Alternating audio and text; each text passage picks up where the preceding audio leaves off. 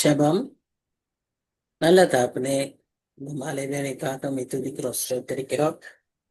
இன்னொரு நாளை ஜீவன் கொடுத்து காணும்படியாய் கொடுத்த கிருபைக்காக நன்றி சுவாமி.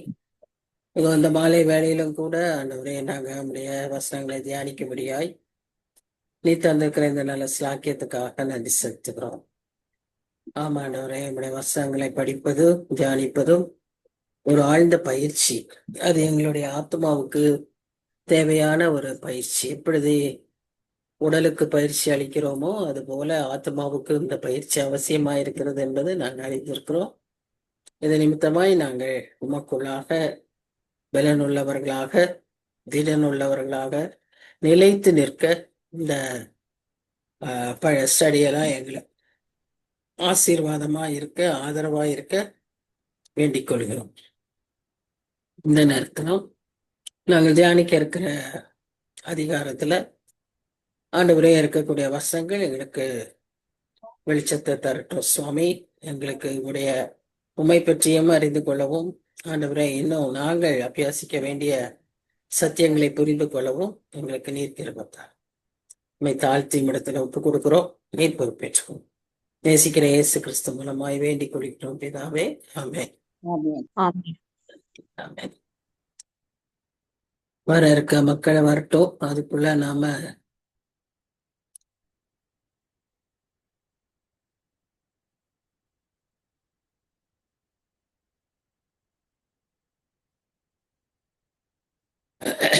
நாம் இன்றைக்கு தியானிக்க இருக்கிற அதிகாரம் 32ஆம் அதிகாரம். ஏசாயா 32ஆம் அதிகாரம். நாம் ஏற்கனவே தியானித்தபடி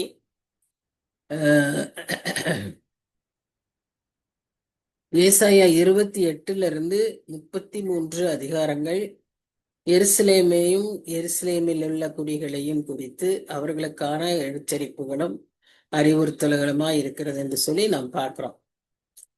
இந்த 5 அதிகாரத்திற்குள்ளாக 5 ஐயோ என்று சொல்லக்கூடிய உச்சகட்டமான ஒரு எச்சரிப்பையும் நாம் பார்க்கிறோம். இந்த அதிகாரத்திலும் இப்படி ஒரு ஐயோ வருகிறது.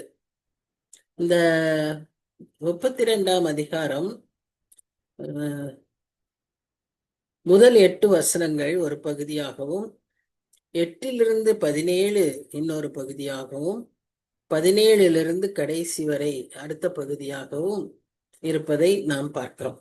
முதல் 8 வசனங்கள் அந்த 1000 வருஷ அரசாட்சி, இனி வரக்கூடிய நாட்களிலே இருக்கக்கூடிய காரியங்களை குறித்து, முதல் ஆசீர்வாதங்களை குறித்து, அந்த ஆட்சி எப்படி இருக்கும் என்பதை குறித்து இந்த 8 வசனங்களில நாம் பார்க்கிறோம். அதற்கு பின்பு 17 வசனங்கள் வரை ஒரு 8 அல்லது 9 வசனங்கள் எதை குறித்து சொல்லப்படுகிறது என்று பார்ப்போமானால், யூத பெண்மணிகள் மனந்திரும்புதலுக்கான ஒரு செய்தியாக நாம் அங்கு பார்க்கிறோம். பெண்மணிகளை பொதுவா பெண்களை யூதர்கள் அதிகமாய் மதிப்பதில்லை, அவர்களுக்கு முக்கியத்துவம் கொடுப்பதில்லை என்று சொல்லி நாம் பார்க்கிறோம்.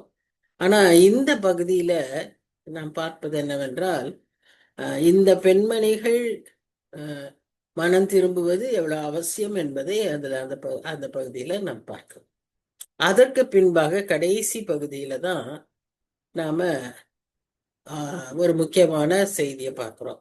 ஆவியானவர் ஊற்றப்படுவதும் அதனால் ஏற்படக்கூடிய நீதியின் பலன்களையும் நாம் பார்க்கிறோம்.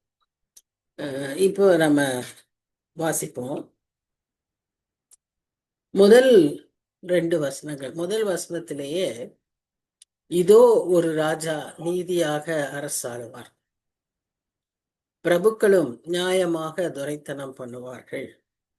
அப்போ ஃபர்ஸ்ட் வசனமே என்ன சொல்லுதுன்னா, அவருடைய அரசாட்சியை குறித்து சொல்லப்படுகிறது. அதாவது ஒரு ராஜா, இந்த ராஜா யார் என்று சொல்லப்படும் பார்ப்போமானால், ஒருவேளை அன்றைய நாட்கள்ல சூழ்நிலைகள்ல அடுத்த ராஜாவாகிய எசேக்கியாவை வெற்றி பற்றியதாகவும் இருக்கலாம், அல்லது வரப்போகிற மேசியாவாகவும் இருக்கலாம். எல்லாரும் சொல்வது என்னவென்றால், கமெண்டேட்டர்ஸ் எல்லாம் சொல்வது என்னவென்றால், அந்த 1000 வருஷ அரசாட்சி அதுல ராஜாவாக இயேசு கிறிஸ்து திரும்ப வருவதை குறித்து தான் சொல்லப்படுகிறது என்று. ஏன்னா என்ன சொல்லுது? நீதியாக அரசாங்கம். இப்ப பிரபுக்கள்னு சொல்லப்பட்டிருக்கே, அவங்க யாரு? Who are those princess? அவங்க வேற யாரும் இல்ல, பரிசுத்தவான்கள். அவரோடு கூட திரும்ப வந்து 1000 வருஷ அரசாட்சியில ஆளுகை செய்ய போகிற பரிசுத்தவான்கள். சரி, அந்த பரிசுத்தவான்கள் யாரு? பரிசுத்தவான்கள்ன்றவங்க வேற கூட்டமா? அதுல நாம இருப்போமா? பரிசுத்தவான்கள்னா சொல்லப்படுற இது பிரகாரம் நாமும் அதில் இருக்க வேண்டியவர்கள். அப்படின்னா நாம் அதுல இருக்க போறோமா? யோசிக்கணும். அதுதான் அங்க முக்கியமான காரியம். ஃபர்ஸ்ட் வசனத்துல அதை பற்றி நாம் வாசிக்கிறோம். இரண்டாவதாக சொல்லப்ப 2ஆம் வசனத்துல என்ன பார்க்கிறோம்னா, அவர் காற்றுக்கு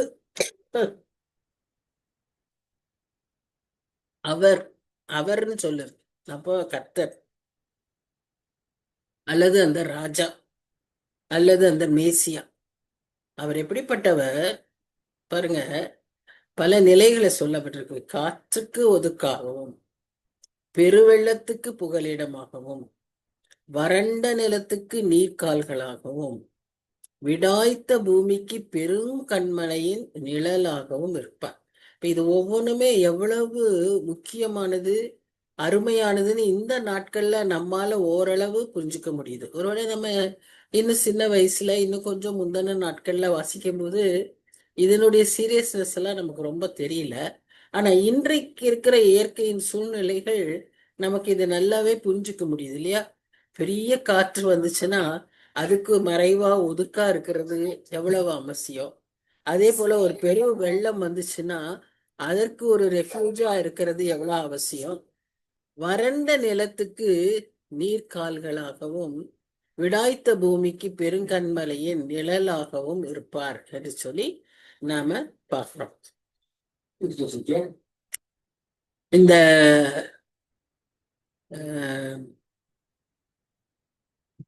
இந்த 2ஆம் வசனம் ஒரு பொயட்டிக் இமேஜரியா இருந்தாலும், இந்த conditions will prevail during the messianic rain.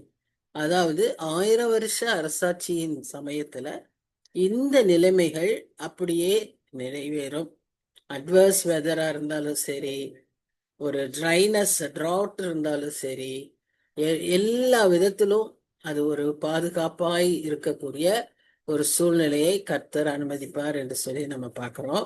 இதுல இன்னொரு ஆழமான அர்த்தம் என்ன இருக்குன்னு சொல்லி பார்த்தோம்னா, ஆவிக்குரிய விதமாக நமக்கும் அந்த தேவையான பாதுகாப்பு, சஸ்டனன்ஸ், நிலைத்திருக்கிறதற்கு நிலையான ஒரு ஆசீர்வாதம், இவைகள் எல்லாம் இந்த காலகட்டத்திலே நமக்கு அனுகூலமாய் இருக்கும். அது மாத்திரம் அல்ல, நீதியும் சமாதானமும் அமெரிக்கையும் நிறைந்த ஒரு ஆட்சியாக அந்த ஆட்சி இருக்கும் என்று சொல்லி நாம் பார்க்கணும். இதை குறித்து எரேமியா 23ஆம் அதிகாரம் 5ஆம் வசனம் இதை சொல்வதை நாம் பார்க்கிறோம். யாராவது வாசிங்க. எரேமியா 23:5.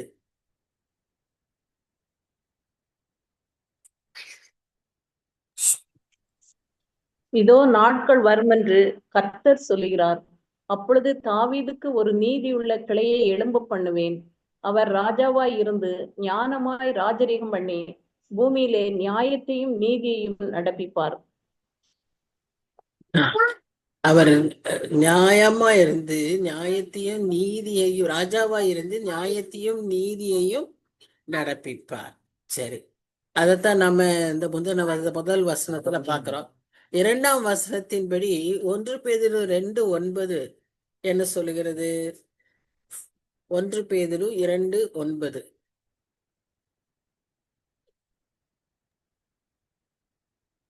நீங்களோ உங்களை அந்தகாரத்தினின்று தம்முடைய ஆச்சரியமான ஒளியினிடத்திற்கு வரவழைத்தவருடைய புண்ணியங்களை அறிவிக்கும்படிக்கு தெரிந்து கொள்ளப்பட்ட சந்ததியாகவும், ராஜரீக ஆசாரிய கூட்டமாயும், பரிசுத்த ஜாதியாயும், அவருக்கு சொந்தமான ஜனமாயும் இருக்கிறீர்கள். நீங்கள் ராஜரீக ஆச்சாரிய கூட்டம். ஸோ ரெண்டு ரெண்டு ரோல், ராஜாவாகவும் ஆசாரியராகவும். ஸோ அந்த dual role will be displayed during this millennial reign. அதுதான் பேதுரு வலியுறுத்தி சொல்லுகிற காரியம். ஸோ இதெல்லாம் நமக்கு வந்து என்ன சொல்லுதுன்னா, if you are a God's child, you will return with Christ and you will reign, you will rule this earth. அதுதான் இங்க சொல்றது. இன்னும் அதை வந்து வெளிப்படுத்தல் விசேஷம் 5ஆம் அதிகாரம் 10ஆம் வசனத்துல என்ன சொல்லுது?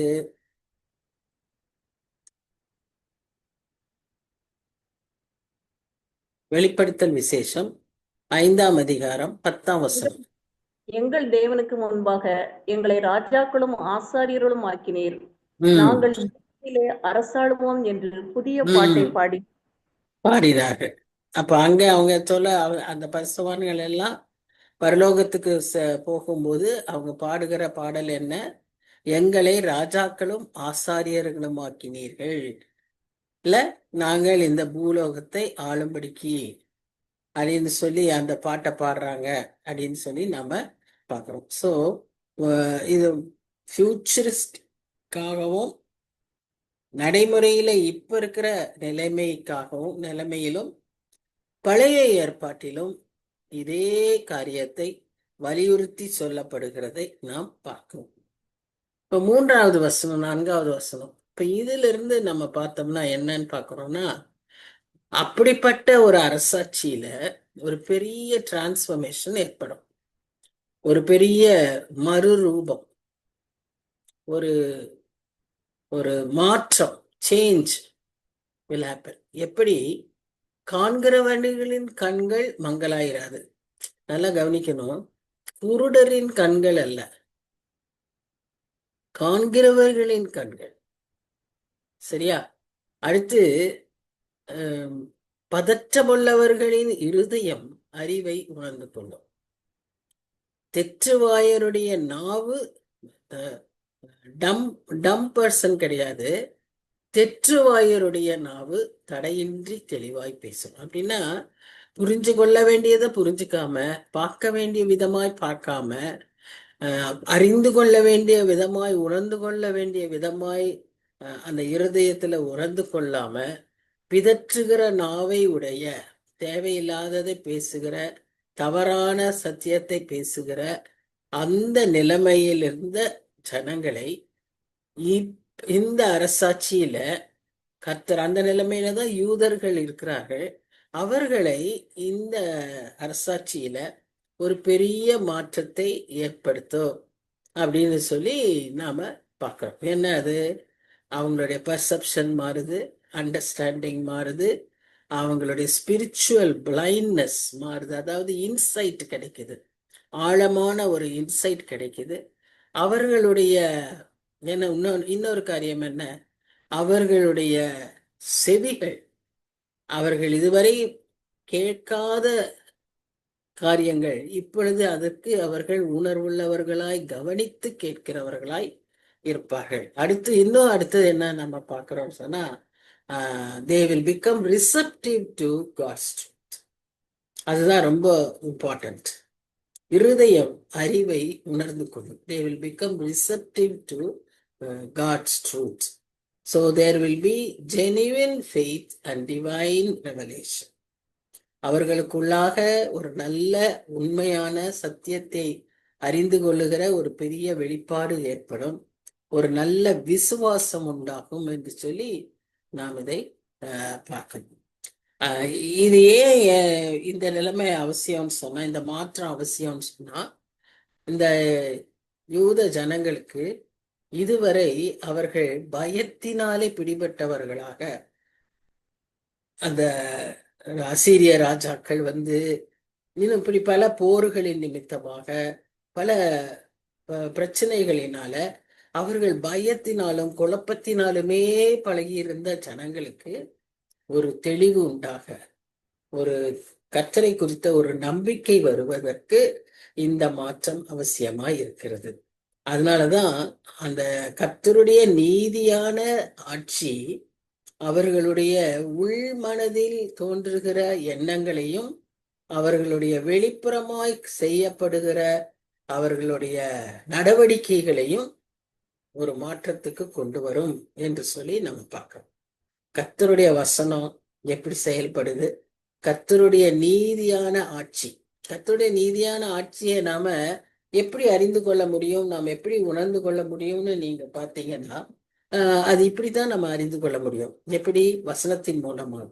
அப்ப அந்த வசனத்தை நம்ம வாசிக்கும் போது அந்த வசனம் நமக்கு என்னத்தை அறிவுறுத்துதுன்னு சொல்லி பார்த்தீங்கன்னா, நம்முடைய உள்ளான நோக்கங்கள், எண்ணங்கள் எல்லாவற்றையும் தூய்மையாக்கி நம்முடைய வெளிப்புறமாய் நாம் காண்பிக்கிற சாட்சியுள்ள வாழ்க்கை கர்த்தருக்கு மகிமையாக நீதியுள்ள ஒரு வாழ்க்கையாக மாறுகிற ஒரு ஆசீர்வாதத்தை அங்க நாம் பார்க்கிறோம். சரி, இப்ப 5ல இருந்து ஒரு ஒரு ஒரு ஒரு காரியங்களை பார்க்கிறோம். அன்றைக்கு இருந்த ஜனங்கள் மத்தியில மூடன் என்று சொல்லப்படுவதும் லோபி என்று சொல்லப்படுவதும் இனி சொல்லப்படாது என்று சொல்லுவதாக நாம் பார்க்கிறோம். மூடன்னா யாருன்னா wicked person, one who does bad things, one who does evil. அவன் தான் மூடன் என்று சொல்லப்படுகிறது.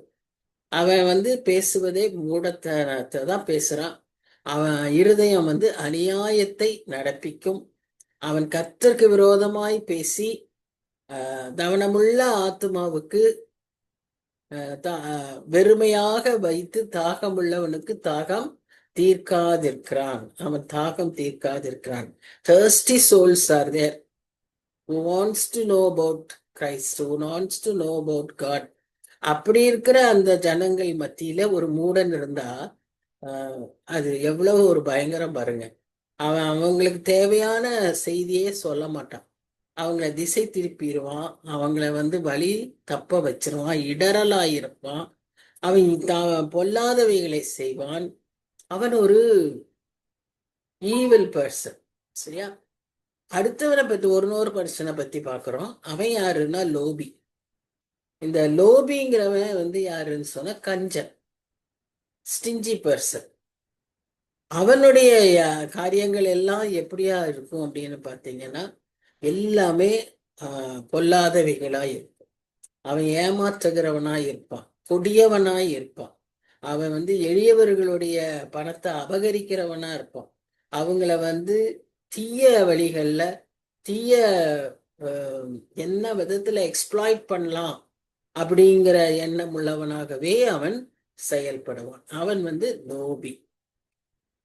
ஆனா இந்த டிரான்ஸ்ஃபர்மேஷன் 1000 வருஷ அரசாட்சியில நேரிடும் போது என்ன நடக்குமா, இப்பேற்பட்ட மூடனோ இப்பேற்பட்ட லோபியும் இனி அந்த நாட்டுல இருக்க மாட்டார்கள். அவர்கள் எப்படி மாறிடுவாங்கன்னா தயாள குணம் உள்ளவர்களாய் மாறிவிடுவார். அப்போ அவங்க தயாளமானவைகளிலே நிலைத்து இருப்பார்கள். அப்படி இனி அவர்களை மூடன்னு சொல்லப்படுவதில்லை, லோபி என்றும் சொல்லப்படுவதில்லை. ஏன்னா there is going to be a great transformation.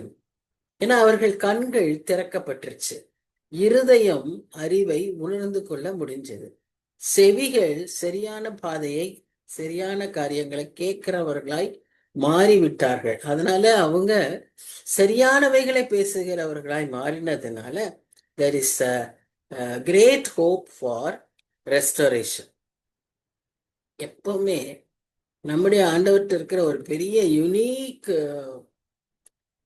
blessing என்னன்னா he always restores and he always gives a second chance. So இது ரெண்டும் நம்முடைய ஆண்டவருடைய unique way of doing things.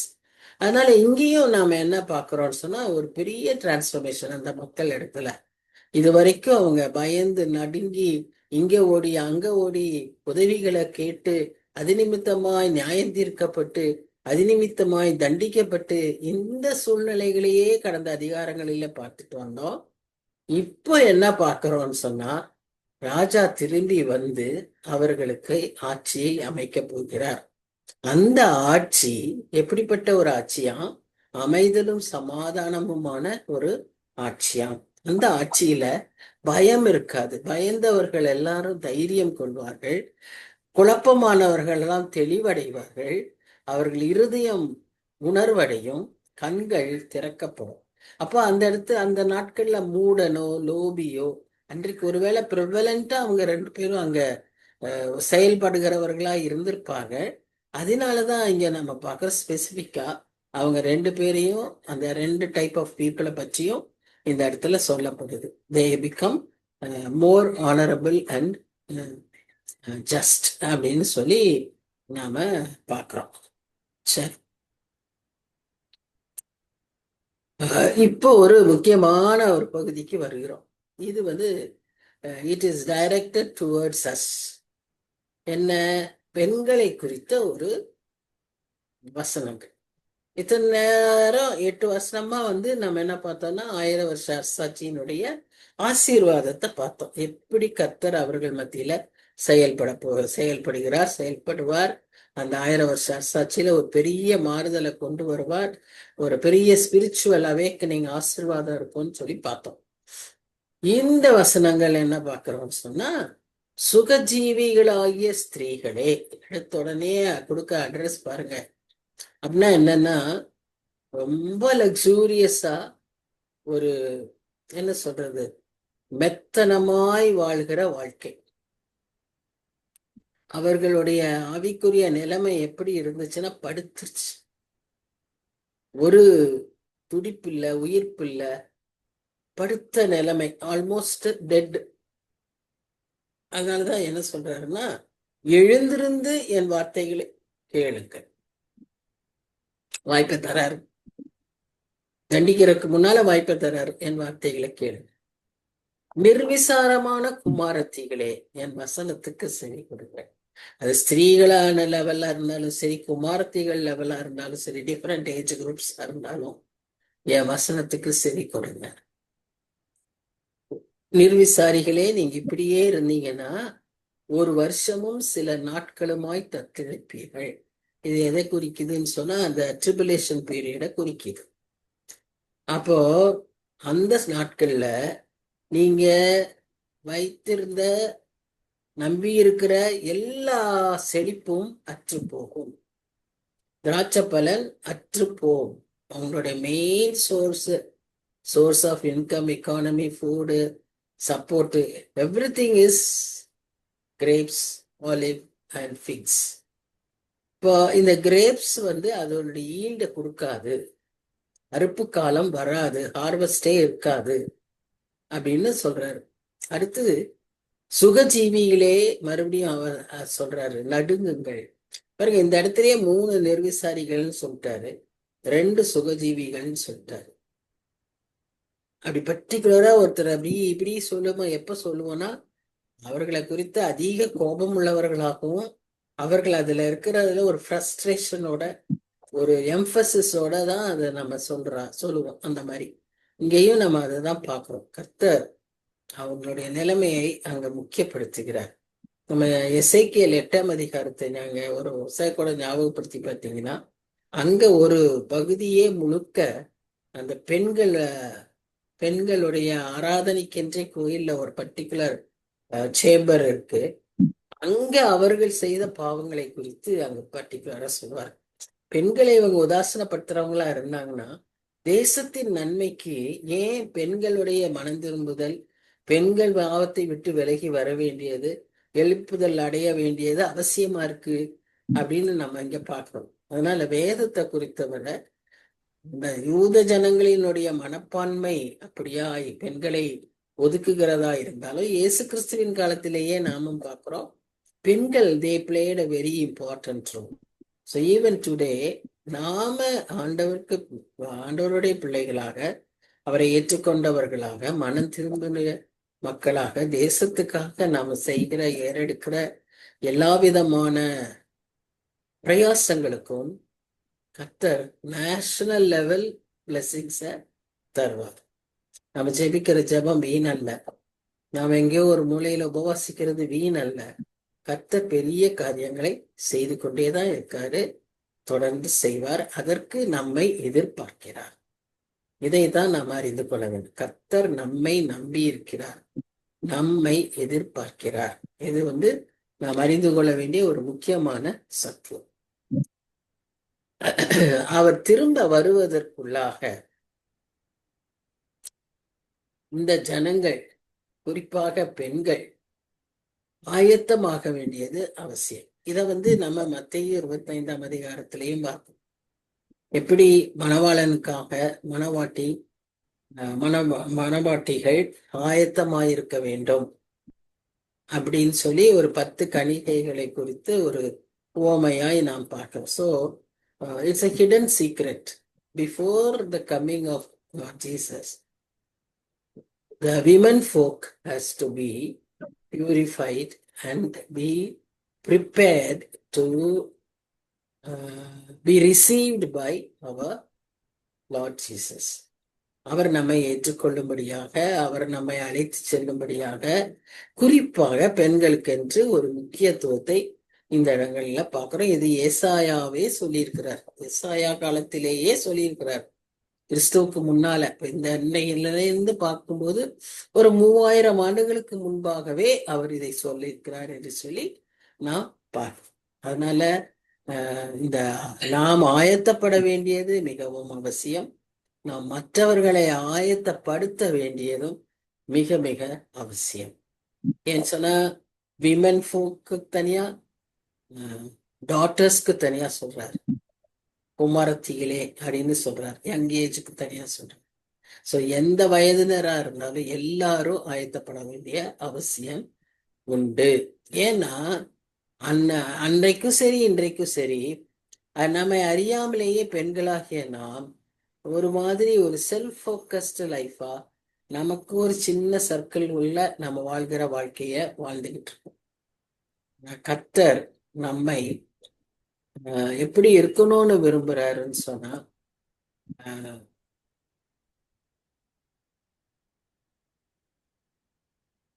ஒரு மனம் திரும்பின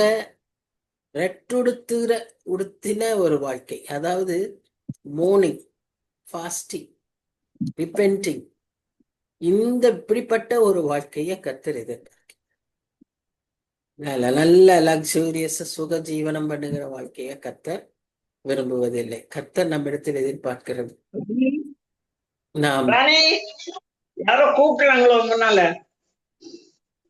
நாம் நம்மை ஒருத்து வெறுத்து சுய வெறுப்பு அடைந்து கர்த்தர் முன் தாழ்ந்து அவருக்கு ஆயத்தமாகிற ஒரு நிலைமையை கர்த்தர் எப்பொழுதும் நம்மில் எதிர்பார்க்கிறார். இதை நாம் மாத்திரம் கடைபிடிப்பதில்லை, மற்றவர்களையும் நாம் இவ்விதமாய் ஆயத்தப்படுத்தவும் கர்த்தர் நம்மிடத்துல எதிர்பார்க்கிறார் என்று சொல்லி நாம் பார்க்கிறோம். இதை நாம் செய்யும் போது தேசம் ஆசீர்வதிக்கப்படும். இதை நாம் செய்யாமல் விட்டுவிடும் போது தேசம் பாழாக்கப்படும். நம்முடைய தேசத்துக்கு ஆசீர்வாதம் வேணும், நம்முடைய தேசம் செழிப்பா இருக்கணும், நம்முடைய தேசம் பாதுகாக்கப்படணும்னா ஒரு வகையில அந்த க்ஷேமம் நம் கையில் இருக்கிறது.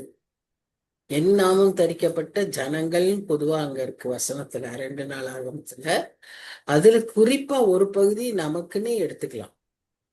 நம்ம ஏன்னா இங்கெல்லாம் தனிப்பட்ட விதத்துல பெண்களுக்குன்னு அவங்க செய்திகளை சொல்லியிருக்கிறதுனால நிச்சயமா அது நமக்கும் குறிக்கும், நம்மையும் அது குறிக்கும். ஆகவே நாம் நம்மை தாழ்த்தினா தேசம் ஆசீர்வதிக்கும். அது தேச லெவல்ல, சபையில, குடும்பத்துல, எல்லா லெவல்லையும். முதல்ல குடும்பத்துலதான் ஆரம்பிக்கும், அடுத்து சபை, அடுத்து தேசம். ஸோ நம்ம தாழ்த்தி ஆண்டவர் ஒப்பு கொடுக்கும்போது நம்முடைய குடும்பம் ஆசீர்வதிக்கும். குடும்பம் எல்லா விதத்திலும் செழிப்பாகும், ஆவிக்குரிய விதத்துல, உலக பிரகாரமான விதத்துல சமாதானமும் அமெரிக்கையும் வீட்டில் தங்கும்.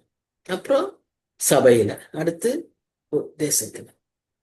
இவ்வளவு பெரிய முக்கியமான ஒரு பங்கை நமக்கு அவர் வைத்திருக்கிறார். இப்ப 12, 13, 14 இத அவங்க கேட்காத போது தேசத்தின் மேல் வரக்கூடிய நியாய தீர்ப்பை இந்த இடத்துல வாசிக்கிறோம். பெண்கள் மனம் திரும்பாத பட்சத்தில் என்ன நடக்கும்?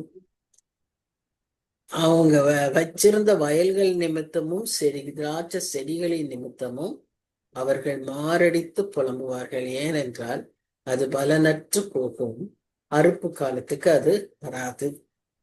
முன்பாகவே காய்த்து விழுந்து விடும். அதாவது பலனற்று போயிடும். டோட்டலா there won't be any harvest. இப்ப இன்னைக்கு வெள்ளத்துல மழையினால ஏற்படுகிற நஷ்டங்களை விவசாயிகள் ஒய்ஃபோட சேர்ந்து வெளியே போயிருக்காங்க. அப்படியா? எதுவும் கொடுக்க சொன்னாங்கன்னா நான் கொடுக்குறேன். ஆனா விவசாயிகள் அவங்களுடைய செடியெல்லாம் எப்படி அந்த நீர்ல நனைந்து போய் அழுகி போயிடுச்சுன்னு சொல்லி கதறி அழுகுறாங்க இல்லையா? பாடுபட்டு விதைச்சு வர வச்சு அவ்வளவு தூரம் அறுப்புக்கு வரும்போது அந்த செடிகள் எல்லாம் நஷ்டத்தை உண்டாக்குறதையும், அதனால அவங்களுக்கு போட்ட காசை கூட திரும்ப எடுக்க முடியாத ஒரு நிலைமையையும் பார்க்கிறோம்ல. அது மாதிரிதான் அந்த மாதிரி ஒரு நிலைமை இவர்களுக்கு நேரிடும். அடுத்து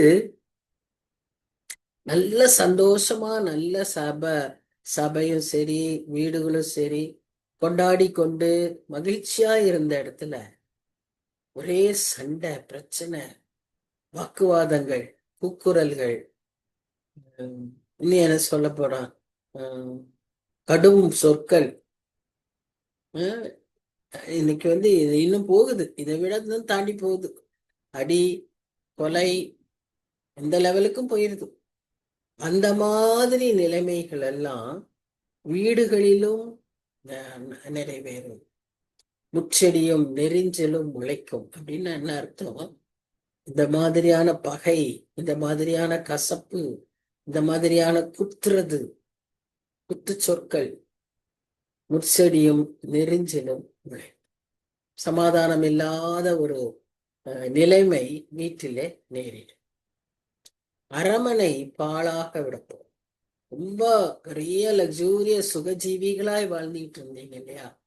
இப்ப எல்லாம் பாழாய் போகும். பார்க்கிறோம், நம்ம ஒரு சில வீடுகளை பார்க்கிறோம்.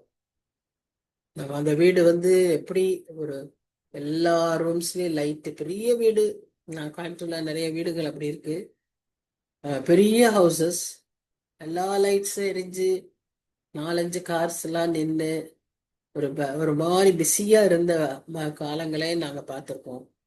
அப்புறம் ஒரு சில நாட்கள்ல இப்ப ரீசன்ட் டேஸ்ல எல்லாம் பார்த்தா எல்லாம் ஒண்ணுமே இல்லாம, லைட்ஸ் கூட இல்லாம, அப்படியே அந்த வீட்டுல ஆள் இருக்கா இல்லையான்னு எங்கேயும் உள்ள டிஸ்டன்டா ஒரு சின்ன லைட் எரியும். அப்படி இருக்கிற நிலைமையும் இப்ப இருக்கிறத பார்க்கணும். இன்னும் ஒரு இது என்னன்னா, அந்த அந்த மாதிரி வீடையெல்லாம் இப்ப ஷாப்ஸுக்கு விட்டுறாங்க, கமர்ஷியல் ஆக்கி இருக்கு. அதை ஏதாவது இந்த ஷாப்ஸ், எக்ஸிபிஷன், அந்த மாதிரி அந்த பெரிய பெரிய வீடுகளை விட்டுட்டாங்க, ஓனர்ஸ் இல்லைன்னு சொல்லி. அப்படி ஒரு பாழாய் போற ஒரு நிலைமைய அரண்மனை, அப்படிப்பட்ட அரண்மனையாய் இருந்த வீடுகள் பாழாக விடப்படும். ஜனம் நிறைந்த நகரம் எருசலேம் எப்பவுமே ஜனம் நிறைந்த நகரம். பல நாடுகளிலிருந்து இங்க பண்டிகை கொண்டாடுகிற ஒரு நகரம். அது மாத்திரம் இல்ல, பல காரணங்களால Jerusalem always bustling and rustling of people. ஆனா அது ஒரு நாளில வெறுமையாகும். அவங்க ஜனங்க ஓடி போய் என்ன பண்ணுவாங்க, அங்கேயும் இங்கேயும் போய் ஒளிஞ்சு கொள்வாங்க. அப்ப என்ன நடக்கும்னா, காட்டு கழுதைகள் கழிக்கும், மந்தைகளுக்கு மேய்ச்சலாயும், அப்படி காட்டு கழுதைகள் திரிகிற இடமாயும் இந்த இடங்கள் மாறிவிட. அப்படின்னா என்னன்னா, டோட்டல் டெசலேஷன். அந்த இடத்துல அழிவுதான் இருக்கு, வேற ஒண்ணுமே செழிப்புங்கிறதுக்கு அங்க ஒரு வழியே இல்லை. அப்படிங்கிற மாதிரி தான் அந்த இடத்துல நம்ம பார்க்கணும். ஆனாலும் ஏசாயா சொல்றாரு, இந்த ஜனங்கள் மனம் திரும்பும் போது there is a hope for restoration, ஒரு ரெனியூவல், ஒரு ரிஃப்ரெஷ்மெண்ட், ஒரு செகண்ட் சான்ஸ், ஒரு ரீஹாபிலிட்டேஷன் will take place. அது எப்ப நடக்கும்? கர்த்தருக்கு தங்களை தாழ்த்தி தங்களை விட்டு கொடுக்கும்போது. இந்த வில்டர்னஸ் எல்லாம் ஒரு ஃபர்டைல் லேண்டா மாறும். ஒரு பகுதி நம்ம ரெண்டும் சைட் பை சைட் பார்க்கிறோம், ரெண்டு காட்சியாய் பார்க்கிறோம். ஃபர்டைல் லேண்ட் எல்லாம் வில்டர்னஸ் ஆகுது, பிஸி சிட்டி எல்லாம் டெசலேட் ஆகுது. நல்ல பில்டிங்ஸ் ஹவுசஸ் எல்லாம் பிகம்ஸ் விதவுட் பீப்புள், ஒரு எம்டி பாலடைஞ்ச வீடா போயிடுது, ஹாரர் பங்களோஸ் ஆயிடுது. ஆனா அடுத்த சைட்ல பார்க்கிறோம், அப்படிப்பட்ட அந்த வில்டர்னஸ் கூட திரும்ப ஒரு ரெஸ்டரேஷன் உண்டாகும். Just so God is always faithful. அவர் உண்மை உள்ளவர், அவர் வாக்கு மாறாதவர். நம்ம மனம் திரும்பி அவர் இடத்துல திரும்பும் போது அவர் நமக்கு இப்படிப்பட்ட ஆசீர்வாதங்களை நிச்சயமாய் கட்டளையிடுவார் என்று சொல்லி நம்பு. 15ஆம் வசனம், இது ஒரு முக்கியமான வசனம். இதுலதான் இந்த டிரான்ஸ்ஃபர்மேஷனுக்கான இந்த கீ பாயிண்ட் இதுல இருக்கு. என்னது அது? உன்னதத்திலிருந்து நம்மேல் ஆவி ஊற்றப்படும் மட்டும் அப்படியே இருக்கும். இது இப்படி செழிப்பாகிறதற்கும் அந்த ரெஸ்டரேஷன் நடக்கிறதற்கும் எது அவசியம்? ஆவியானவர் அருளப்பட வேண்டியது அவசியம். ஆவியானவர் எப்பொழுது அருளப்படுவார்? நாம் உள்ளத்துல இயேசு கிறிஸ்துவை ஏற்றுக்கொண்டு பாவ மன்னிப்பை பெற்று கிருபையினாலே ரட்சிப்படையும் போது, எபேசியர் 1ஆம் அதிகாரத்துல வாசிக்கிறபடி நம்முடைய இருதயத்தை நம்மை ஆவியானவர் முத்தரித்துக் கொள்வார். He will seal with his Holy Spirit as children of God. He will be our guarantor. He will be our witness that we are God's children. இது எப்போ நடக்கும்? ரட்சிக்கப்படும் போது. இது புதிய ஏற்பாட்டின் சத்தியம். பழைய ஏற்பாட்டில் நம்ம வாசிக்கிறபடி உன்னதத்திலிருந்து நம்மேல் ஆவி ஊற்றப்படும். அங்க எப்பொழுதும் ஆவியானவர் இருப்பதில்லை. நமக்கு இயேசு கிறிஸ்து பரலோகத்துக்கு சென்று ஆவியானவரை தந்து நம்மோடு கூட இருக்கும்படியாக, எப்பொழுதும் இருக்கும்படியாக அவர் நமக்கு அருளி செய்தார். இது ஒரு பெரிய greatest gift that God has given us. ஆனா பழைய ஏற்பாட்டு காலங்களில, ஏசாயா காலத்துல அவ்வப்பொழுது ஆவி ஊற்றப்படும், அவ்வப்பொழுது ஆவி எடுத்துக்கொள்ளப்படும். அந்த மாதிரி ஒரு நிலைமை அங்க இருந்தது. அதனாலதான் இந்த இடத்துல நாம பார்க்கிறோம், உன்னதத்திலிருந்து நம்மேல் ஆவி ஊற்றப்படும் மட்டும் அந்த தண்டனைக்குரிய ஒரு பாழான நிலைமை அப்படியே இருக்கும். அந்த ஆவி ஊற்றப்பட்ட பின் வனாந்தரம் செழிப்பான வயல்வெளியாகும், செழிப்பான வயல்வெளி காடாக எண்ணம். So the fertile field will become like a forest. Growth will be there. Transformation will be there. Restoration will be there. இந்த காரியங்கள் எல்லாம் எப்ப நடக்கும்னா உன்னதத்திலிருந்து ஆவி ஊற்றப்படும்படி. சரி, கொஞ்சம் வேதத்தை எடுத்து வச்சுக்கோங்க. நம்ம ஒரு சில வசனங்களை வரிசையா வாசிக்கலாம். முதல்ல எசேக்கியேல் 36ஆம் அதிகாரம் 26, 27 வசனங்கள். உங்களுக்கு நவமான இருதயத்தை கொடுத்து உங்கள் உள்ளத்திலே புதிதான ஆவியை கட்டளையிட்டு கல்லான இருதயத்தை உங்கள் மாம்சத்திலிருந்து எடுத்து போட்டு சதையான இருதயத்தை உங்களுக்கு கொடுப்பேன். உங்களுக்கு ஆவியை கட்டளையிடுவேங்கிறாரு. 37:14 என்ன சொல்றாரு? எசேக்கியேல் 37. என் ஆவியை உங்களுக்குள் வைப்பேன், நீங்கள் உயிர், நான் உங்களை உங்கள் தேசத்தில் வைப்பேன், அப்பொழுது நான் கர்த்தர் என்று அறிந்து கொள்வீர்கள். சரி, போதும். அதாவது உங்களுக்குள் என் ஆவியை வைப்பேன். முதல்ல கட்டளையிடுறாரு, அடுத்தது ஆவியை வைக்கிறாரு. இதெல்லாம் பழைய ஏற்பாட்டின் நிலைமை. இது எல்லாம் இந்த நிலைமையெல்லாம் ஒன்னாக்கிதான் கர்த்தர் புதிய ஏற்பாட்டுல நம்மோடு கூட எப்பொழுது இருக்கும்படியான ஒரு ஆசீர்வாதத்தை தந்திருக்கிறாரு. அடுத்த நிலைமையை பாருங்க. யோவேல் 2ஆம் அதிகாரம் 28, 29 வசனங்கள். அதற்கு பின்பு நான் மாம்சமான யாவர் மேலும் என் ஆவியை ஊற்றுவேன். அப்பொழுது உங்கள் குமாரரும் உங்கள் குமாரத்திகளும் தீர்க்க தரிசனம் சொல்லுவார்கள்.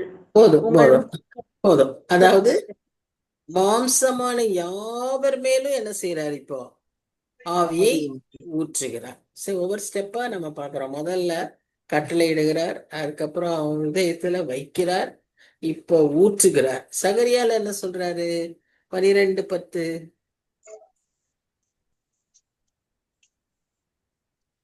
நான் தாவீது குடும்பத்தாரின் மேலும் எருசலேம் குடிகளின் மேலும் கிருபையின் ஆவியையும் விண்ணப்பங்களின் ஆவியையும் ஊற்றுவேன். போதும் போதும் போதும். இப்ப பாருங்க, அடுத்த லெவலுக்கு வராரு. அடுத்து யோவேல் தீர்க்கதரிசியில தரிசனங்களை காண்பார்கள், தீர்க்கதரிசிகளாய் மாறுவார்கள் அப்படின்னு யோவேல் தீர்க்க தரிசனத்துல பார்த்தோம். சகரியாவுல நம்ம இப்ப என்ன பார்க்கிறோம்? கிருபையின் ஆவியையும் விண்ணப்பத்தின் ஆவியையும். புதிய ஏற்பாட்டுக்குரிய ஒரு அடையாளத்துக்கு வரார். இங்க எல்லாம் வெறும் தரிசனம் இருக்கும், ஒரு பெரிய அற்புதம் இருக்கும். இந்த மாதிரி தான் பழைய ஏற்பாட்டுல இருந்தது. புதிய ஏற்பாட்டுல பாத்தீங்கன்னா எல்லாருக்கும் ஆண்டவராகிய இயேசு கிறிஸ்துவின் பிள்ளைகள் அத்தனை பேருக்கும் ஆவியானவரை தந்திருக்கிறபடினால் இங்க அப்படிப்பட்ட காரியங்கள் எல்லாம் இருக்காது. ரெவலேஷன்ஸ் இருக்கும், விண்ணப்பங்கள் இருக்கும், பிரேயர்ஃபுல் லைஃப் இருக்கும். ஏன்னா ஜெபிக்க வைக்கிறவர், ஜெபிக்க சொல்லுகிறவர், ஜெபத்துக்கு உதவி செய்கிறவர் பரிசுத்த ஆவியானவர். சோ கிருபையின் ஆவியையும் விண்ணப்பத்தின் ஆவியையும் தாவீதின் குடும்பத்தின் மேல ஊற்றுவேன் என்று சொல்லி இங்க பார்க்கிறோம். இப்படி ஆவியானவர் நமக்குள்ளாக பல விதங்களில செயல்படும் போது there will be a total transformation. இது ஒருவேளை எக்கலாஜிக்கலா பிசிக்கல் டிரான்ஸ்ஃபர்மேஷனா இருந்தாலும் நமக்குள்ள பெரிய டிரான்ஸ்ஃபர்மேஷன் ஏற்படும். எப்படி? வனாந்தரமாய் இருக்கக்கூடிய நம்முடைய இருதயம் நமக்கு அதாவது என்னெல்லாம் இருக்கா? வனாந்தரம்னா ட்ரைனஸ் இல்லையா? இப்ப நம்ம எதுல எல்லாம் ட்ரையா இருப்போம் அப்படின்னு யோசிச்சு பார்த்தீங்கன்னா, அன்புல குறைவுள்ளவர்களா இருக்கும், மனதுருக்கத்துல குறைவுள்ளவர்களா இருக்கும் இல்ல, அடுத்து ஜெபிக்கிறதுல குறைவுள்ளவர்களா இருப்போம், பரிசுத்தத்துல குறைவுள்ளவர்களா இருப்போம், கரிசனையில குறைவுள்ளவர்களா இருப்போம் இல்லையா, உதவி செய்யறதுல குறைவுள்ளவர்களா இருப்போம், ஈகையில குறைவுள்ளவர்களா இருப்போம், கர்த்தருக்கே கொடுக்கறதுல கூட குறைவுள்ளவர்களா இருப்போம். இப்படி யோசிச்சு பார்த்தீங்கன்னா ஒரு வனாந்திர நிலைமை நம்முடைய வாழ்க்கையில பல நிலைகளில அது இருக்கத்தான் செய்கிறது. இது என்னவா ஆகும்னா ஒரு செழிப்பான வயல்வெளியா ஆகும்னா there will be great production, a great harvest, great reap, a great growth, a great transformation. நம் உள்ளத்துல இது சாதாரணமா நம்மால என்ன செய்ய முடியாது? மற்றவர்களுக்காக பரிந்து பேசவோ, மற்றவர்களுக்காக பாரப்படவோ, அவங்களுடைய பிரச்சனைகளை புரிந்து கொள்ளவோ நம்மால முடியவே முடியாது. மேலோட்டமான நிலைமையில மேலோட்டமான பார்வையிலேயே தான் நாம அநேக சமயங்களில பார்ப்போம்.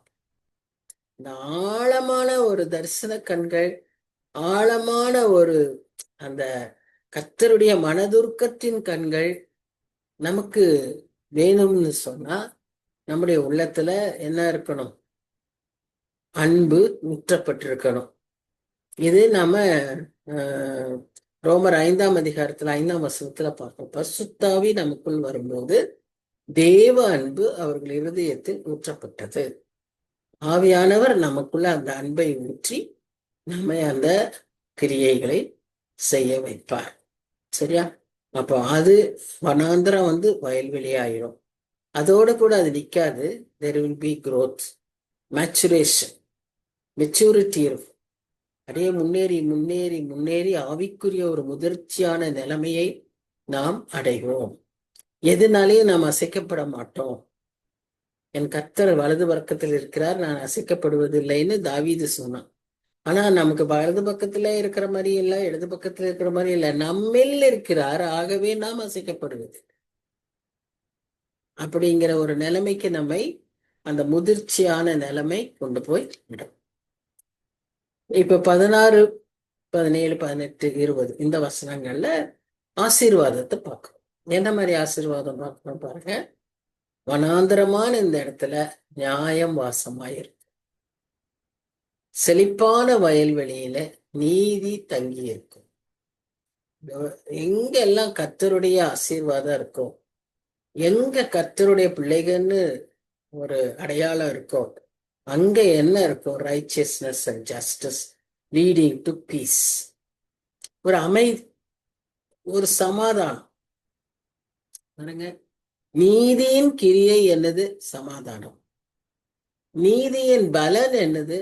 அமெரிக்கையும் சுகமும். ஒரு still waters, clear water, green pastors. இதுல நமக்கு எந்த ஒரு குழப்பமும் இல்லை. தெளிந்த புத்தியும், இன்னொன்னு என்ன? பயமுள்ள ஆவியை தராமல் தெளிந்த புத்தியும்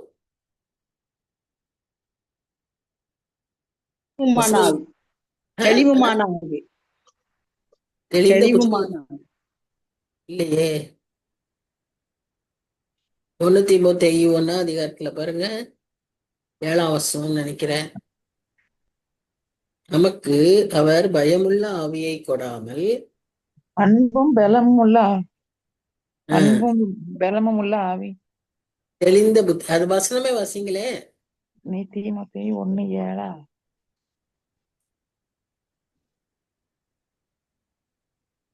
6ஆ 7ஆ? பைபிளுங்க என்கிட்ட இல்ல பக்கத்துல. 1 தீமோத்தேயு எபேசியரா இருக்கும். இல்ல, 1 தீமோத்தேயுல 1 தீமோத்தேயு 1ஆம் அதிகாரம். நமக்கு அவர் பயமுள்ள ஆவியை கொடாமல் நமக்கு பயமுள்ள ஆவியை கொடாமல் பலமும் அன்பும் தெளிந்த புத்தியுள்ள ஆவியே கொடுத்திருக்கிறார். சோ அதுக்கு முன்னால பலமும் அன்பும் தெளிந்த புத்தியுள்ள. பாத்தீங்களா? பலமும் அன்பும் தெளிந்த புத்தியுள்ள. சோ நமக்கு இங்க அந்த குழப்பமே இருக்காது. நம்ம ஆவி, அந்த பரிசுத்த ஆவியானவர் நம்மோடு இருக்கும்போது நம்ம அன்னெசரியா பயப்படவே மாட்டோம். அன்னெசரின்னு இல்லை, நெசசரின்னு இல்லை. அந்த ஃபியர் ஆஃப் த லார்ட் மாத்திரம்தான் நமக்குள்ள இருக்கும். வேற ஃபியர், எந்த ஃபியரும் நமக்கு இருக்காது. தைரியம் உள்ளவர்களா இருக்கும், எதையும் சந்திக்கிறவர்களா இருக்கும். ஏன்னு சொன்னா நமக்கு என்ன இருக்கு? பலன் இருக்கு. நமக்கு பலமும் அன்பு இருக்கு. கிறிஸ்துவின் அன்பு நம்மோட கூட இருக்கு. நமக்குள்ள அந்த அன்பு நிறைக்கப்பட்டிருக்கு. So we will have a clarity, sound mind is there. So அதை வச்சு எந்த பிரச்சனையும் நம்ம ஈஸியா அணுகிற முடியும். அதுக்கு ஒரு சொல்யூஷன் கண்டுபிடிச்சிட முடியும்.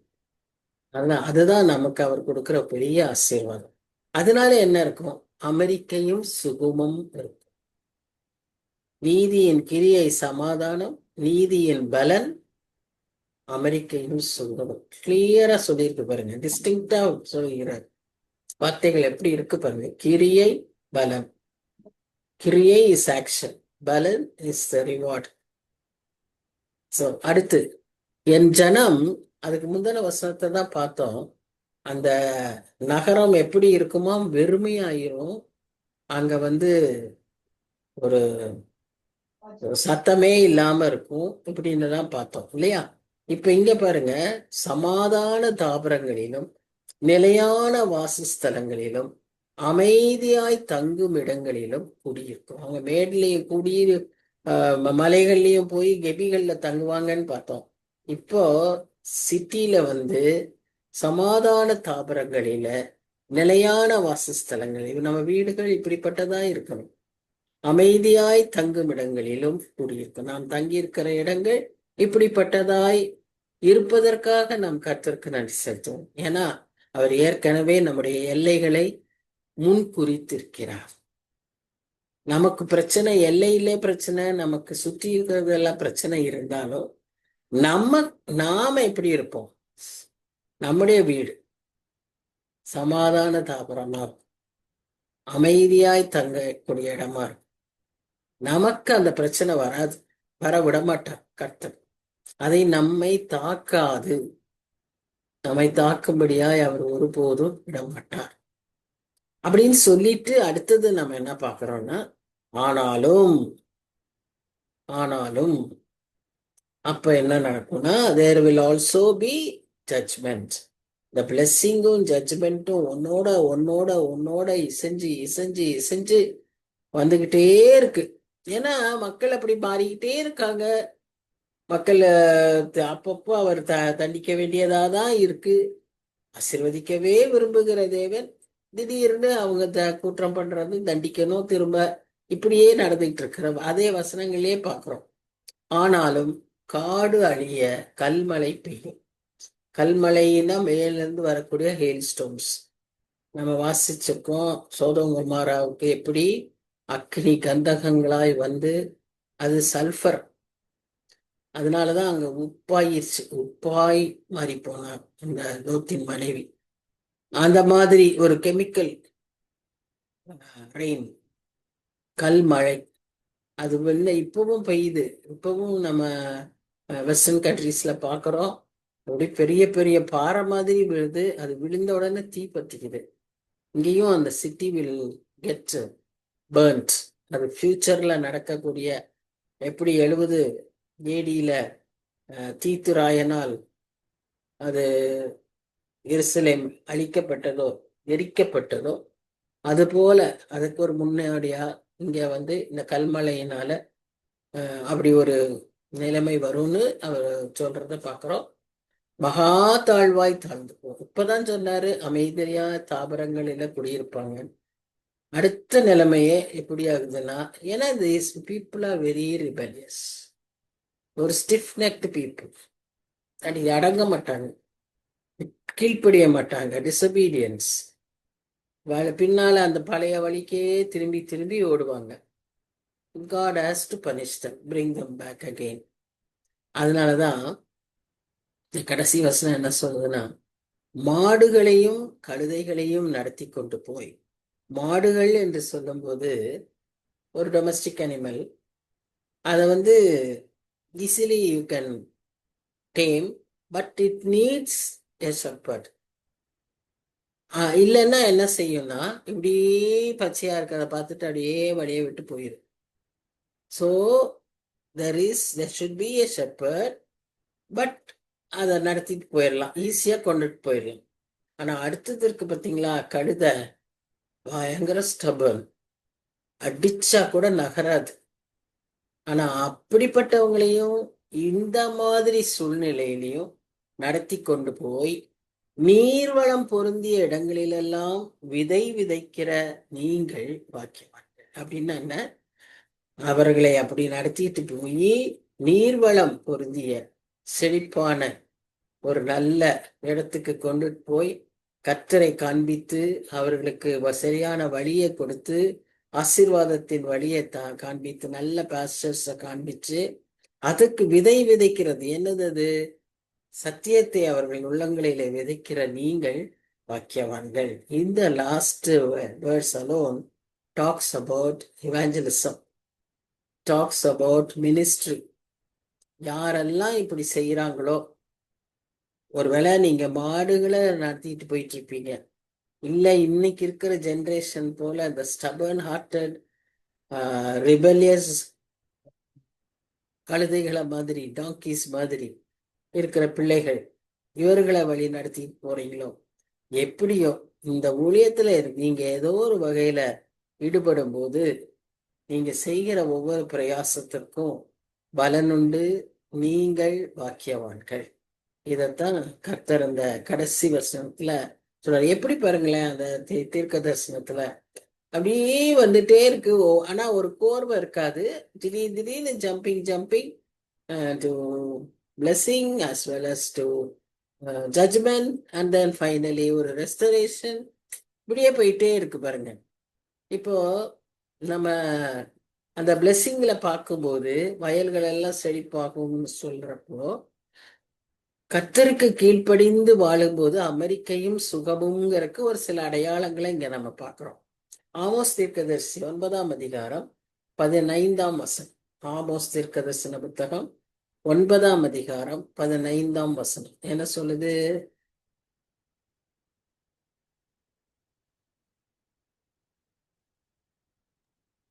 அவர்களை அவர்கள் தேசத்திலே நாட்டுவேன். நான் அவர்களுக்கு கொடுத்த தேசத்திலிருந்து அவர்கள் இனி பிடுங்கப்படுவதில்லை என்று உன் தேவனாகிய கர்த்தர் சொல்கிறார். அவர்கள் தாபரங்களிலே அமைதலாய் நிலையாய் இருப்பார்கள். இதற்கு அதே கான்டெம்பரரி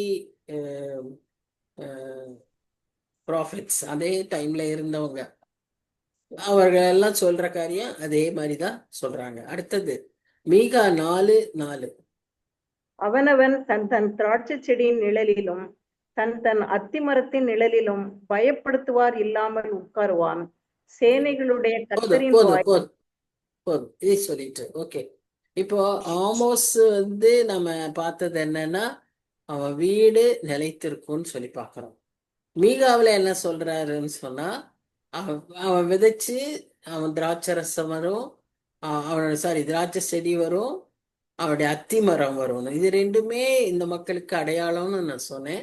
அவர்களுடைய செழிப்பை காண்பிக்கிற ஒரு காரியம், எக்கனாமிக்கல் ஸ்டேட்டஸை காண்பிக்கிற ஒரு காரியம்.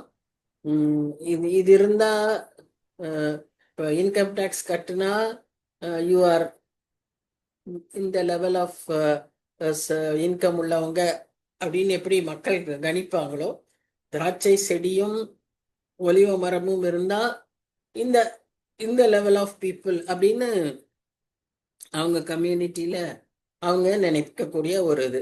இதுல இன்னொரு ஒரு விஷயம் என்னன்னு சொல்லி பார்த்தீங்கன்னா, இந்த திராட்சை செடின்னு சொல்லும்போது அது அவர்களுக்கு மிகவும் நெருக்கமான ஒரு காரியம். அதனால்தான் நம்ம இந்த திருமண காரியங்களை எல்லாம் வாசிக்கிறோம்ல. ஒரு சங்கீதம், என்ன சங்கீதம்? பயந்து கர்த்தரை தூய வழியில் நடக்கும் 128 128 சங்கீதம். அந்த சங்கீதத்துல வரும், உன் மனைவி உன் வீட்டோரம் கனி தரும் திராட்சை போல.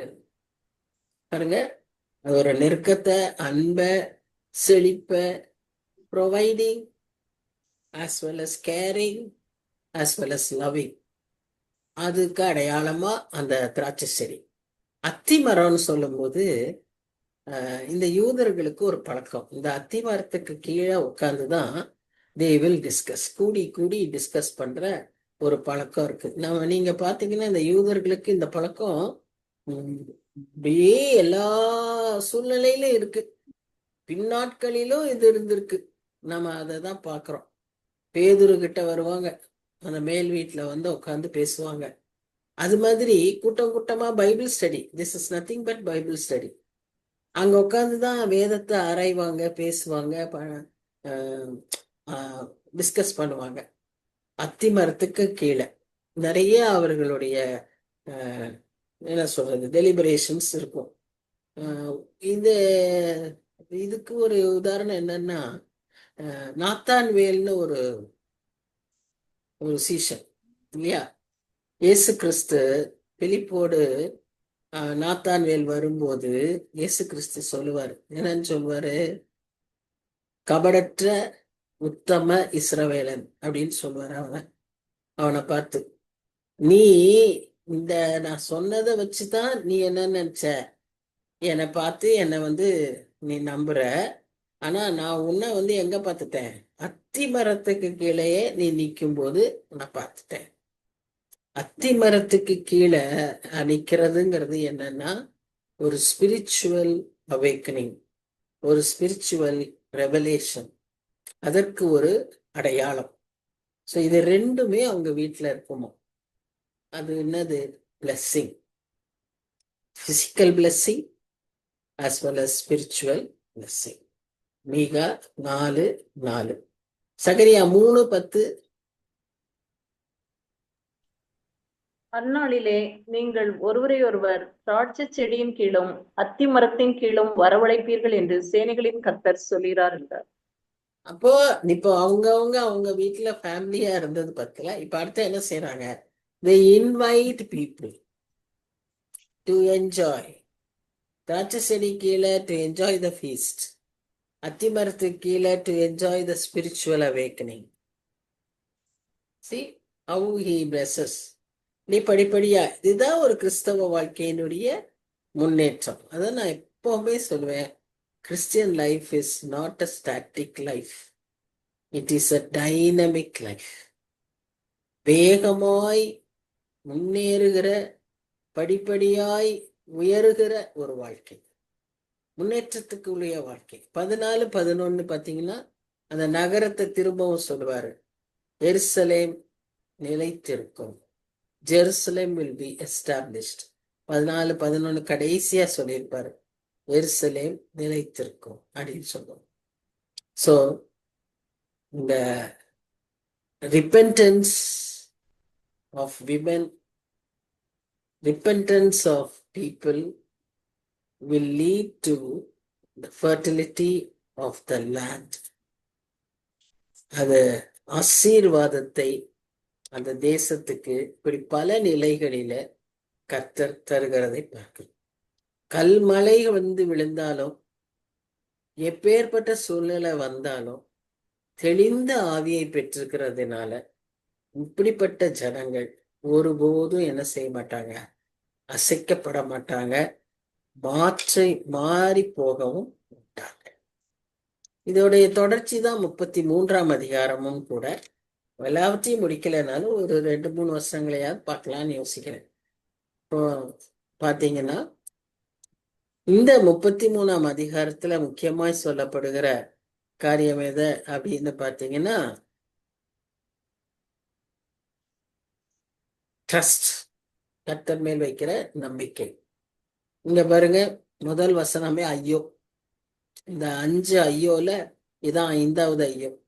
கொள்ளையிடப்படாதிருந்தும் கொள்ளையிடுகிறவனும், துரோகம் பண்ணாதிருக்கிறவர்களுக்கு துரோகம் பண்ணுகிறவனும் ஆகிய உனக்கு ஐயோ. அந்த ஜனங்கள் எப்படிப்பட்டவங்களா இருப்பாங்க? இது அசீரியனை குறித்து சொல்லுவதாக இருக்கு. நீ கொள்ளையிட்டு முடிந்த பின்பு கொள்ளையிடப்படுவாய். இந்த இஸ்ரேல் ஜனங்களை எதிர்த்து வருகிற மக்களுக்கு கொடுக்கப்படுகிற ஒரு தீர்க்க தரிசனம். நீ துரோகம் பண்ணி தீர்ந்த பின்பு உனக்கு துரோகம் பண்ணுவார்கள். கர்த்தர் பழிவாங்குதல் எனக்குரியதுன்னு சொல்லி நம்ம அந்த ரோமர் 14ஆம் அதிகாரத்துல வாசிக்கிறோம். அவர் அதை கணக்கில் வைக்கிற தேவன். ஒருபோதும் அவர் அதை விட்டுவிடவே மாட்டார். தன் ஜனங்களுக்கு ஏற்படுகிற எல்லா பிரச்சனைகளுக்கும் கர்த்தர் நிச்சயம் கணக்கு வைப்பார். அமலேக்கியரை ஏன் அழிக்கணும்னு சொன்னாருன்னு அவரே சொல்றாரு. நீ அந்த பக்கம் வனாந்தரம் போகும்போது அவன் உனக்கு உதவி செய்யல. நீ அடி வாங்குறத, நீ எதிரிகளால் தாக்கப்படுகிற போது இவன் உதவி செய்யறான். அந்த எதிரிக்கு உதவி செய்யறான், உனக்கு உதவி செய்யாம. ஆகவே அவனை நான் என்ன செய்யணும்? அடியோடு அழிக்கணும். சோ கர்த்தர் எல்லாவற்றையும் கணக்கில் வைக்கிறவர். சோ இது ஒரு பெரிய கம்ஃபர்ட் நமக்கு, இல்லையா? ஆனா நாம இப்படி செய்கிறவர்களா இருந்தா பயந்து நடுங்கத்தான் வேணும். ஆனா நாம மக்களுக்கு, நம்ம கர்த்தருடைய ஜனங்களுக்கு ஆதரவா இருக்கும் பட்சத்தில், நாம் கர்த்தருடைய ஜனங்களா இருக்கும் பட்சத்தில் நமக்கு இதை பற்றி பயம் தேவையில்லை. இப்போ இங்க நம்ம அதுதான் பார்க்கிறோம். It speaks about the Assyrian invasion. That unstoppable army will be stopped. ஏன்னா அன்றைக்கு அந்த மக்களுக்கு அவ்வளோ ஒரு பயத்தையும் கலக்கத்தையும் ஒரு பெரிய ஒரு இதையும் ஆபத்தையும் உண்டாக்கின அந்த அசீரியர்கள் நிறுத்தப்படுவார்கள், தடுக்கப்படுவார்கள். அதை நாம் இந்த வசனங்கள்ல வாசிக்கிறோம். நீ கொள்ளையிடாத படத்துல போய் கொள்ளையிடுற, துரோகம் பண்ணாதவர்களுக்கு துரோகம் பண்ற, ஆனா உனக்கு ஐயோ அப்படின்னு இந்த this woe is directed towards the enemies of Israel. அதைத்தான் நாம இங்க பார்க்கணும். என்ன நியாய தீர்ப்புல நீ நியாயம் தீர்த்தாயோ அதே மெஷர்ல, அதே நியாயம் தீர்ப்புல தான் நீ நியாயம் தீர்க்கப்படுவாய். சோ நாம கர்த்தர் தன்னை பரியாசம் பண்ண விட மாட்டார் என்பது ஒரு வசனம் இருக்கு. விதைத்ததை நீ அறுக்க வேண்டும் என்பதும் ஒரு வசனம் இருக்கு. ஆனா அப்படிப்பட்ட அந்த எச்சரிப்புல ஆரம்பிக்கிற இந்த அதிகாரம் அப்படியே தொடர்ந்து நாம பார்க்கும்போது ஒவ்வொரு ஸ்டெப்பா நாம கர்த்தருடைய செயல்பாடுகளை நாம் பார்க்கிறோம். இந்த 2ஆம் வசனத்துல ஒரு பிரேயரா பார்க்கிறோம். என்னது? கர்த்தாவே எங்களுக்கு இறங்கும். இந்த ஜனங்கள் அப்படிப்பட்ட ஒரு பயத்துல இருந்ததுனாலதான் அந்த முந்தின அதிகாரத்துல ஆவியானவர் ஊற்றப்படும் போது உங்களுக்கு தெளிவு கிடைக்குங்கிறத அவர் வலியுறுத்தி சொன்னார். அப்பொழுது இந்த காரியங்கள் மாறும் என்று ஒரு அடையாளமா சொன்னார். இங்க இவங்க ஜெபிக்கிறாங்க. காலையில் அவர்கள் புயமும் இக்கட்டு காலத்தில் எங்களுக்கு ரட்சிப்பும் ஆயிரும் அப்படின்னு சொல்லி ஒரு ஜெபத்தை நாம இந்த இடத்துல நாம பாக்குறோம். ஏன்னா அவங்க அசீரியருக்காக பயந்து போய் எகிப்தியரை போய் பார்த்து எல்லாம் விட்டு இப்ப முடிந்து கர்த்தாவேன்னு கேட்கிற ஒரு நிலைமைக்கு வந்திருக்காங்க. கர்த்தர் மேல் நம்பிக்கையை வைக்க ஆரம்பிச்சிருக்காங்க. நிச்சயம் கர்த்தர் அவர்களை என்ன செய்வார்? காத்துக்கொள்வார். கர்த்தர் அவர்களை பாதுகாப்பார். சோ இப்படித்தான் நம்ம போய் கர்த்தரை கேட்கணும், கர்த்தர் மேல நம்பிக்கை வைக்கணும்ன்ற நிலைமைக்கு நம்ம வந்துடக்கூடாது. தொடக்கத்திலேயே நம்ம கர்த்தர்கிட்ட போயிட்டோம்னா முடிவு ரொம்ப ஆச்சரியமா இருக்கும். அப்படி வந்தவங்களுடைய முடிவெல்லாம் நாம எவ்வளவோ பழைய ஏற்பாட்டிலேயே நம்ம பார்க்கிறோம். ராஜாக்கள் எல்லாம் யுத்தங்களை என்னென்ன விதங்கள்ல செய்தார்கள்னு பாக்குறோம் இல்லையா? ஏன்னா அவங்க முதல்லயே ஃபர்ஸ்ட் ஸ்டெப்லயே கர்த்தர்கிட்ட போயிட்டாங்க. So their victory was different. ஆனா இங்க என்ன நடந்தது? இந்த ஜனங்கள் அங்கேயும் இங்கேயும் ஓடி போய் நம்ம போலயே சில சமயத்துல கர்த்தரை மறந்துட்டு கர்த்தர் இருக்காருங்கிற நம்பிக்கையே அந்த எண்ணமே இல்லாம அறிவுபூர்வமா ஓடி போய் உதவிகளையும் காரியங்களையும் செய்ய போய் கடைசியில என்ன நடந்தது? கர்த்தர் இடத்துல இப்ப திரும்பி கர்த்தாவே நீர் எங்களுக்கு புயமாயிரும், நீர் எங்களை பாதுகாத்து கொள்ளும் அப்படின்னு கேட்க வந்த உடனே கர்த்தர் நிச்சயமாய் அவர்களை என்ன செய்வாரு? ஆசீர்வதிப்பார். எப்படி அதை மாற்றுகிறார் என்கிறது தான் நாம இங்க சரியா? இந்த அதிகாரத்துல நாம் அதை குறித்து அதிகமாய் வாசிப்போம். சரி, ஜெபிப்போம்.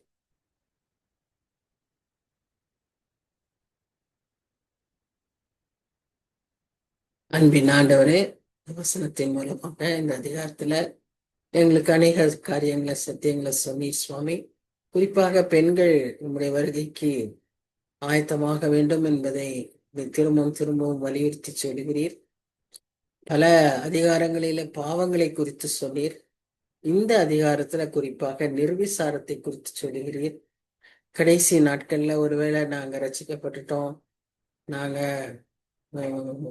ஒரு பரிசுத்த வாழ்க்கை தான் வாழ்ந்து கொண்டிருக்கிறோங்கிற ஒரு நிலைமையில ஒருவேளை ஆவிக்குரிய ஒரு மந்த நிலைமையில நாங்கள் இருப்போமானால் ஒரு விச கூட ஆண்டவரே இந்த வசனத்தின் மூலமாக நாங்கள் சுகஜீவிகளாகவோ நிர்விசாரிகளாகவோ பாவத்துல நிலைத்திருக்கிறவர்களா ஏதாதபடி இருந்தாலும் ஆவிக்குரிய மந்த தேக்க நிலையில ஒருவேளை நாங்க இருப்போமானால் கர்த்தாவே இந்த நாளிலும் உங்களுக்கு நீர் எச்சரிக்கிறீர். ஆயத்தமாகும்படியாக எழுந்திருக்கும்படியாக எங்களுக்கு நீர் அறிவுறுத்துகிறீர் சுவாமி. அதற்கு செவி கொடுத்து கீழ்ப்படியும் போது எங்க குடும்பம், எங்க தேசம், ஆண்டவரே எங்க சபை அனைத்தும் ஆசீர்வதிக்கப்படும். இவை எல்லாவற்றின் ஆசீர்வாதத்தையும் எங்க கையில தான் வச்சிருக்கிறீர் சுவாமி. தாப்பனே கிருபத்தாங்க.